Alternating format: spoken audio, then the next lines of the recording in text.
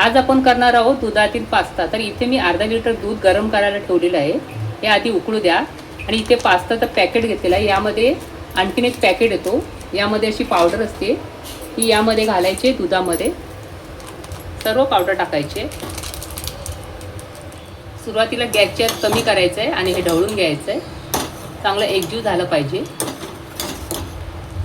या पावडरमध्ये सर्व मसाले असतात, त्यामुळे आपल्याला काहीही घालायची गरज लागत नाही. आता इथे दुधाला उकळी आल्यानंतर हा पूर्ण पॅकेट यामध्ये टाकायचा आहे. 100 ग्रॅमचं मी इथे पॅकेट घेतलेलं आहे. तर इथे गॅसची आच लहान करून हे 5 मिनटं तरी शिजवून घ्यायचं आहे. जोपर्यंत पास्त्याचा रंग वेगळा होत नाही, अगदी काचेसारखं दिसत नाही, तोपर्यंत आपल्याला हे पास्ता शिजवून घ्यायचं आहे या दुधामध्ये. तुम्ही दुधाऐवजी पाणी घेतलं तरी चालेल. मी दूध घेतलेलं आहे. इथे 5 मिनटं झालेले आहे आणि पास्त्याने बघा रंग अगदी बदललेला आहे. आपला पास्ता झालेला आहे. काढून घेऊया एका भांड्यामध्ये. आपला पास्ता तयार आहे. अगदी झटपट अशी रेसिपी होती ही.